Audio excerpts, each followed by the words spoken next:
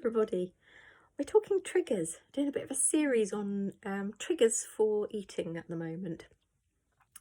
A lot of people are finding that boredom with lockdown, which we have talked about in the last couple, my daughter mentioned it in her video, and I mentioned it as well in another video. Boredom in lockdown seems to be triggering a lot in some of my clients of either actual eating off plan or a desire to eat off plan.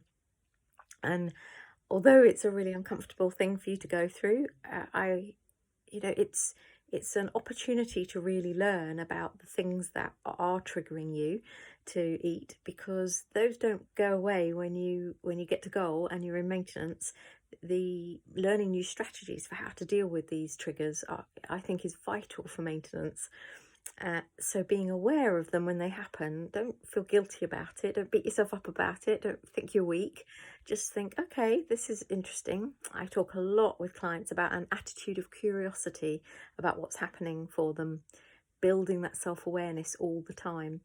So linked for me anyway, might not be for other people, but linked for me with boredom is one of my coping strategies with being bored is that I keep very busy.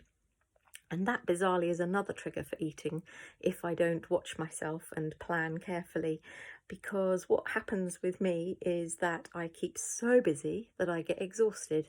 Today's a perfect case in point, actually. What is it now? It's something like 8:30, 8:45, and here I am still working, doing a video, and I've been busy all day, which is why I'm doing it so late, and so what can often happen for me is that I fuel that activity or want to fuel that activity, so I get that trigger feeling of, oh, I'm getting hungry or I need something to eat.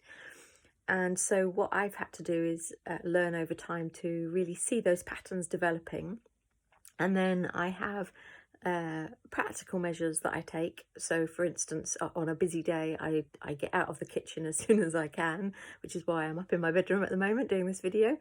But I also need to look at, okay, keeping busy is great, but I also need downtime, and I also need stuff that occupies me but isn't going to exhaust me. So for instance, one of the things I have done this evening is a bit of meditation, and I've also made time for some yoga today, and part of that yoga practice was a relaxation session. So it's looking very carefully about at your triggers, and if keeping very busy is one of them, then you're probably going to get hungry because you're fueling it